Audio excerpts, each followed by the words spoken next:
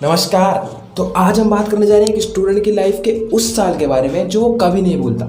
भले ही वो आईआईटी मद्रास में चला जाए, लेकिन अपनी ज़िंदगी का वो साल तो वो किसी भी कीमत पे नहीं भूल सकता यार। यानी कि बोर्ड एग्ज़ाम ईयर, और मेनली वो साल जब आप अपना पहली बार बोर्ड्स देते हो, यानी कि क्लास 10th। समझ रहे हो? समझ रहे हो आप? समझ रहे हो?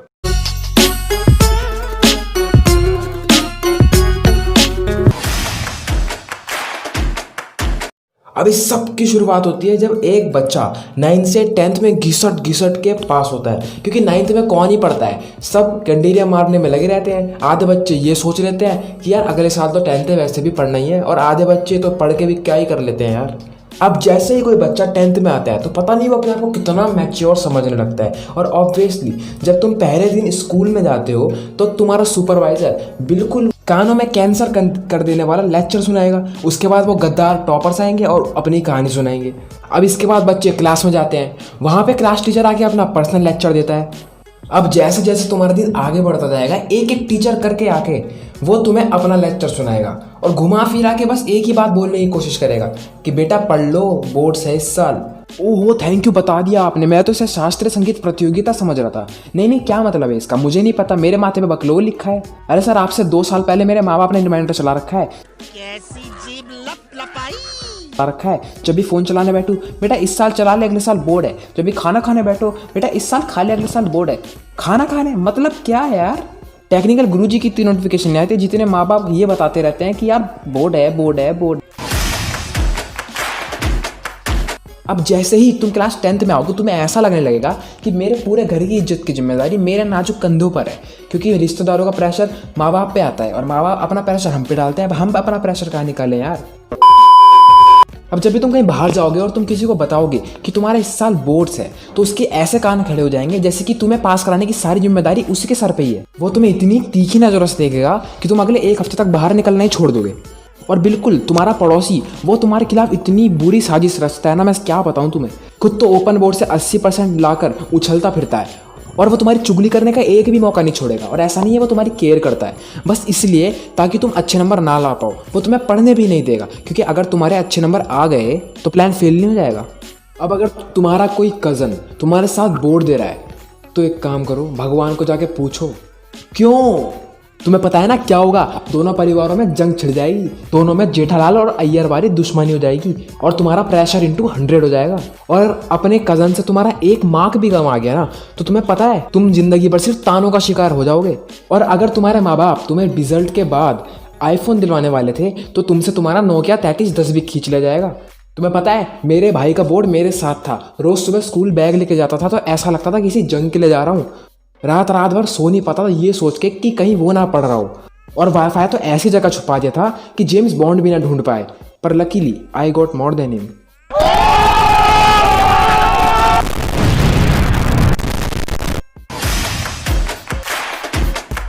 अब तुम्हें जबकि पहली पता लग चुका है कि तुम्हारा ये साल किसी जंग से कम नहीं है, तुम्हें चुलबुल कोचिंग क्लासेस से लेके मैं भी टॉपर कोचिंग क्लासेस तक सबका फोन आएगा। और इन्हें हमारा नंबर कौन देता है यार, मुझे समझ नहीं आता।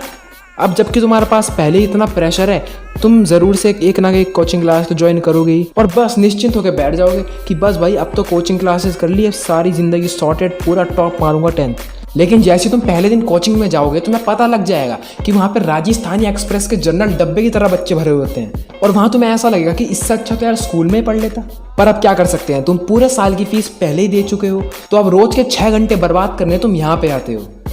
और ये कोचिंग के नाम पे बच्चों को सिर्फ असाइनमेंट देते हैं, क्योंकि मैं तो बचपन से आईआईटी क्लियर करके बैठा हूँ, सब कर दूंगा।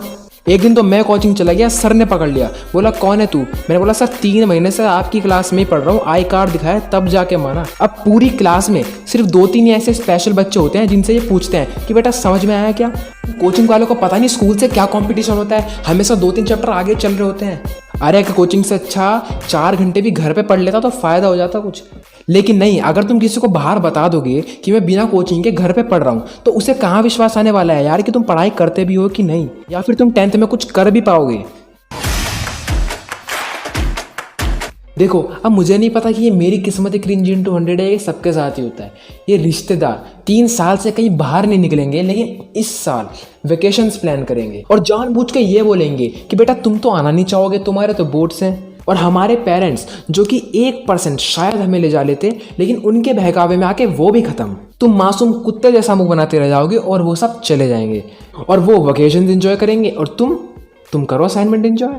और वेकेशंस में कोई एक चंट लड़का जिसे घर में कुछ काम नहीं है एक्स्ट्रा क्लासेस रखवा लेगा। भाई तुझे काम नहीं है भाई, हम तो बिजी आदमी है, ऐसा मत कर भाई। उसकी वजह से सबको स्कूल जाना पड़ता है। भगवान ऐसे बच्चे बनाता ही क्यों है?